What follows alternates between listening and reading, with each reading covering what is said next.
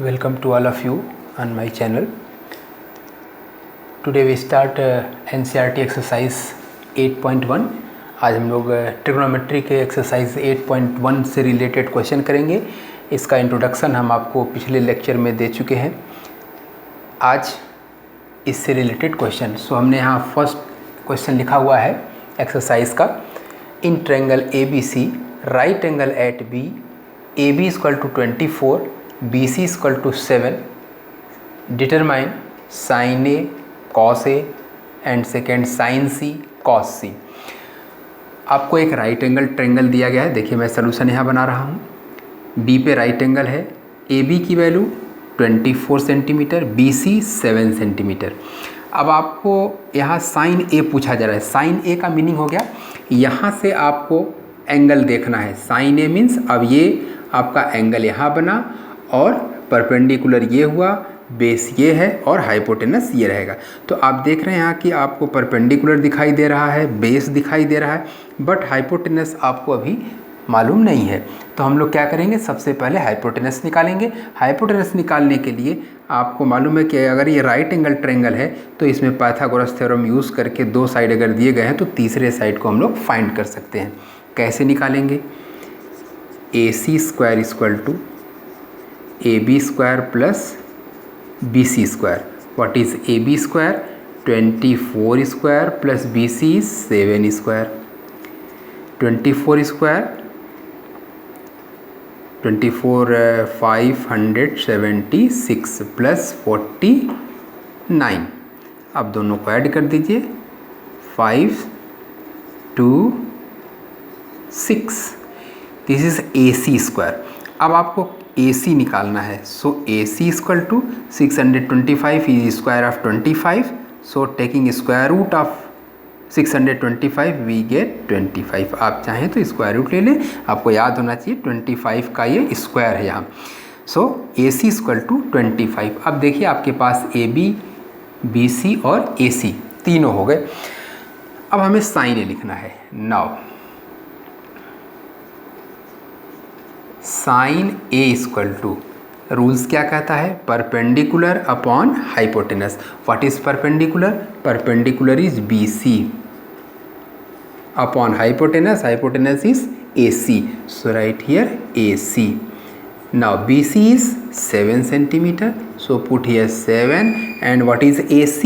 AC अभी हमने find out किया है 25। So right here 25। This is the value of sine A।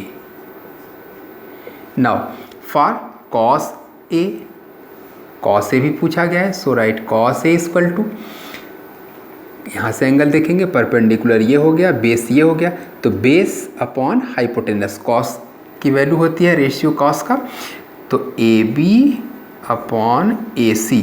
So AB equal to 24, AC equal to अभी निकाला 25। So 24 upon 25, this is the value of cos A। एक तो answer आपका यहाँ हो गया, एक आंसर यहाँ हो गया। ये हमने अभी निकाला है first part. Now for second part, sine C में आपको देखना है। अब जब साइन C देखेंगे तो आपको अब यहाँ से एंगल देखना है। ध्यान दीजिएगा, जब हम ये एंगल कंसीडर करेंगे तो परपेंडिकुलर इसके सामने वाली साइड हो जाएगी। अब परपेंडिकुलर ये बना और बेस ये बनेगा। So sine C equal to perpendicular, अब ये सामने वाली साइड परपेंडिकुलर हो जाएगी। परपेंडिकुलर हो गया अब AB अपॉन हाइपोटेनस वही रहेगा AC। अब AB की वैल्यू क्या है? 24। So right here 24 and what is AC? AC is 25। So right here 25। Then sine C equal to 24 upon 25। Now for cos C यहाँ से देखेंगे, परपेंडिकुलर ये हुआ तो बेस अब BC आपका हो गया। So cos theta equal to base upon hypotenuse. So right here base is BC upon hypotenuse AC। BC की वैल्यू क्या है? 7 centimetre. So right here 7 and what is AC? AC is 25। So put here 25। Then cos C equal to this and it is your next. ये second का आपका answer हो गया। आपको notice क्या करना था, मैं फिर से रिमाइंड कर रहा हूँ। जब यहाँ से एंगल लेंगे तो ये सामने वाली साइड परपेंडिकुलर होगी और ये साइड बेस, और जब यहाँ एंगल कंसीडर किया जाएगा तो इसके सामने की जो साइड है वो परपेंडिकुलर होगी, हाइपोटेनस एज इट इज़ दोनों ही केस में होगा। Question number 3, if sine A equal to 3/4 calculate cos A and tan A. अब आपको यहाँ साइन ए की वैल्यू दी गई है। So first draw a right angle triangle. जब भी आपको किसी भी ट्रिग्नोमेट्रिक रेशियो की वैल्यू दी जाए तो सबसे पहले आप एक राइट एंगल ट्रायंगल बनाएं, और यहाँ आप ए लिखा है, सो यहाँ से स्टार्ट कीजिए ABC। साइन ए की value 3/4 means perpendicular upon hypotenuse, so it is 3 and it is 4। अब now what about base, base नहीं दिया गया है तो अब हम लोग यहाँ बेस निकाल लेते हैं। तो पाइथागोरस थ्योरम का अगर यूज़ करेंगे तो AB² equal to AC² minus BC²। AC² is 16 minus BC² is 9, 16 minus 9 this is 7, so AB equal to √7। अब आपके पास AB की वैल्यू आ गई √7, so put here √7। Now calculate cos A, ये बोला गया है। So cos A equal to base upon hypotenuse, so AB upon AC, and what is AB? √7 upon AC is 4। Now for tan A perpendicular upon base, so perpendicular is BC upon base is AB, so BC is equal to 3 and AB is equal to √7, and this is cos A and this is tan A, and it is your answer. Next question number 6 हमने लिया है यहाँ से, if angle A and angle B are acute angles such that cos A is equal to cos B, then show that angle A is equal to angle B। आप सबसे पहले यहाँ देखिए कि आपको दिया क्या गया है, angle A and angle B दोनों क्या हैं? एक्यूट एंगल्स हैं। तो आप एक राइट एंगल ट्रायंगल बनाइए और ये दोनों एंगल अपने आप एक्यूट बन जाएंगे। अगर हम ये राइट एंगल ट्रायंगल बनाते हैं और A और B को हम यहाँ और यहाँ लिखते हैं और C को यहाँ, तो अब जब C यहाँ 90 डिग्री हो गया तो ट्रायंगल के सभी एंगल का सम 180 होना चाहिए। तो 180 में 90 तो ये ऑलरेडी हो गया। अब 90 को दो भागों में बंटना है, तो 90 के दो पार्ट जब होंगे तो ऑलवेज लेस देन 90 होगा, तो दोनों एंगल एक्यूट ही बनेंगे यहाँ। अब दोनों एंगल अगर एक्यूट हैं, अब आप यहाँ लिखिए cos A equal to cos B, ये आपको दिया गया है, गिवन है। So right here cos A और cos B, it is given, ये आपको गिवन है, यहाँ मैं लिख दे रहा हूँ। Now according to trigonometry ratio cos A equal to base upon hypotenuse. अगर यहाँ से हम एंगल कंसीडर कर रहे हैं तो ये बेस होगा और ये hypotenuse, so base upon hypotenuse, then cos A equal to AC upon AB। Now cos B equal to, अब एंगल हम यहाँ से देख रहे हैं, जब एंगल यहाँ से देखेंगे तो हमने क्या बताया है अभी कि जो एंगल लेंगे उसके सामने वाली साइड परपेंडिकुलर हो जाएगी। तो अब ये बेस तो ऑलरेडी हमेशा रहेगा, ये परपेंडिकुलर यहाँ हो गया तो अब बेस बचा ये, अब यही बेस होगा आपका। सो cos B इक्वल टू जब हमें लिखना होगा तो base upon hypotenuse, so base is BC upon hypotenuse is AB। Now अब आप देखिए AC इक्वल टू हो गया आपका BC। AC equal to BC means कि AC और BC दोनों इक्वल हो गए। अब किसी भी ट्रायंगल में आपको मालूम होगा, मैं थोड़ा रिकॉल करा दे रहा हूँ आपको, कि अगर दो साइड इक्वल है तो ऐसे ट्रायंगल को आइसोसेलेस ट्रायंगल बोलते हैं, और in isosceles triangle opposite angles are also equal. अगर ये दोनों साइड इक्वल है तो ये दोनों एंगल भी क्या हो जाएंगे? इक्वल। देयरफॉर अब आपको यही रीज़न यहाँ पे लिखना है, जैसे therefore triangle ABC is an isosceles triangle.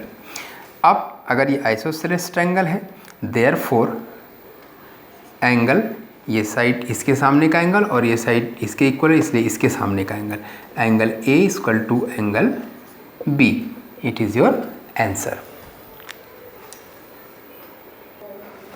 Next question, question number 7, if cot theta equal to 7/8 evaluate this and this. अब आइए, सबसे पहले आपको cot दिया है तो आप cot थीटा लिख लीजिए। cot थीटा इक्वल टू 7/8, फिर एक छोटा सा राइट एंगल ट्रायंगल बना लीजिए। अब थीटा यहाँ रखिए। cot थीटा इक्वल टू क्या होता है, आप cot रेसिप्रोकल किसका है, tan का। tan equal to perpendicular upon base, ये आपको याद रखने होंगे, याद हो जाएगा करते करते, प्रैक्टिस कीजिए, अपने आप याद हो जाएगा। cot theta equal to base upon perpendicular, so base is 7 and perpendicular is 8। अब ये नहीं मालूम है, इसका नाम रख देते हैं हम लोग ABC। So AC square equal to 8 square plus 7 square, 64 plus 49, 113। So AC equal to √113, 113। अब आपके पास AC की वैल्यू आ गई, यहाँ लिख दीजिए आप √113। अब आपको साइन थीटा और कॉस थीटा की वैल्यू यहाँ से फाइंड करनी है। So sine theta equal to, देखिए मैं लिख रहा हूँ, sine theta equal to perpendicular upon hypotenuse, so 8/√113 and also right cos theta equal to base upon hypotenuse, so 7/√113। Now evaluate this, ये पूछा गया है आपको, तो आप इसे अब लिखिए 1 plus sine theta 1 minus sine theta 1 plus cos theta 1 minus cos theta. अब इसमें वैल्यू पुट करेंगे हम, 1 plus sine theta is 8/√113 under bracket 1 minus 8/√113 and whole upon, फिर से 1 प्लस, अब कॉस 7/√3, 7/√113 एंड 1 माइनस 7/√113। नाउ अब आप इसे सिंप्लीफाई करेंगे और सिंप्लीफाई करने के बाद जो रिज़ल्ट आएगा मैं वो लिख रहा हूँ। ये मैं देखिए इसको सिंप्लीफाई कर दिया, a plus B A minus B का फार्मूला लगा दिया, a square minus B square 8 square upon, ये यहाँ से स्क्वायर किया तो रूट हट गया, फिर नीचे भी a प्लस बी और a माइनस बी यहाँ भी लगा दिया, 1 माइनस 49/113। अब ऊपर सिंप्लीफाई किया, 113 माइनस 64 49/113 एंड नीचे 130 माइनस 49 64/113 एंड फाइनली 113 कैंसिल हो गया, 49/64 and it is your answer. अब आप चाहें तो यहाँ पे सीधे सेकेंड भी कर सकते हैं, cot square theta equal to, value आपको दी गई है cot theta, cot square theta हमने बताया था आपको कि इसका मीनिंग एक बार मैं फिर लिख दे रहा हूँ आपके मेमोरी के लिए, cot थीटा और cot थीटा का स्क्वायर और cot स्क्वायर थीटा दोनों का मीनिंग सेम है। So cot theta is 7/8, so right here 7/8 whole square, therefore 49/64। ये दोनों आंसर आपके देखिए सीधे मैच कर गए। Question number 10, in triangle PQR right angle at Q, PR plus QR equal to 25 centimetre and PQ equal to 5 centimetre, determine the value of sine P, cos P and tan P। आपको एक right angle triangle दिया गया है, जो right angle कहाँ पे है, Q पे। आप देखिए PR प्लस QR का सम दिया है आपको, PR प्लस QR का साइड नहीं दी गई है, साइड सिर्फ एक दी गई है वो PQ 5 सेंटीमीटर, और इन दोनों साइड का सम दिया है 25। सो सबसे पहले आपको जो गिवन है वो लिखिए आप, given PR plus QR are equal to 25। अब इसमें से किसी एक साइड को हम कंसीडर कर लेंगे। लेट, तो मान लेते हैं R Q equal to X, या क्यू आर लिखे हैं तो हम यहाँ क्यू आर ही लिखते हैं। Let Q R equal to X. अगर क्यू आर की वैल्यू एक्स है तो पी आर क्या हो जाएगा, 25 minus X. Therefore P R equal to 25 minus X. अब आप यहाँ x लिखिए और यहाँ 25 माइनस एक्स। अब आपको राइट एंगल ट्रायंगल में तीनों side in terms of x दिखाई दे रहा है। अब यहाँ पे हम पाइथागोरस थ्योरम यूज़ कर सकते हैं। तो अब हम लोग पाइथागोरस थ्योरम यूज़ करते हैं। यहाँ 25 minus X whole square equal to X square plus 5 square. So 625 plus X square minus 50x equal to X square plus 25।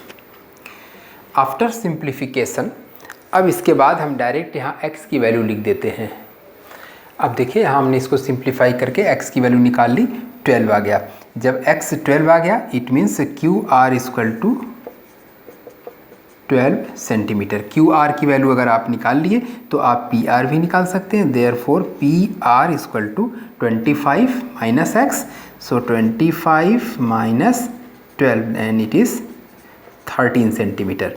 अब आपके पास पी क्यू की वैल्यू हो गई, क्यू आर की वैल्यू हो गई और पी आर की भी वैल्यू हो गई 13। अब आपको क्या लिखना है, यहाँ मैं फिर से लिख रहा हूँ value of sine P. Now sine P equal to, sine P यहाँ से देखेंगे तो perpendicular upon hypotenuse, Q R upon P R. And what is Q R, अभी आपने निकाला है 12 and P R equal to 13। Now for cos p, right here cos p, cos theta equal to base upon hypotenuse. So 5 upon hypotenuse is PR, PR is 13, so 13. Now for tan P equal to perpendicular upon hypotenuse and x is यहाँ आपने निकाला है 12 means QR, मैं लिख दे रहा हूँ एक बार, QR upon PQ। So QR equal to 12 and PQ equal to 5। So आपके पास अब देखिए साइन पी की वैल्यू आ गई, कॉस पी की वैल्यू आ गई और टेन पी की वैल्यू आ गई। तीनों वैल्यू आप फाइंड कर लिए। It is important question in this exercise. Now this exercise is completed. अब हम नेक्स्ट लेक्चर में दूसरा एक्सरसाइज स्टार्ट करेंगे, उससे पहले उसका इंट्रोडक्शन देंगे आपको।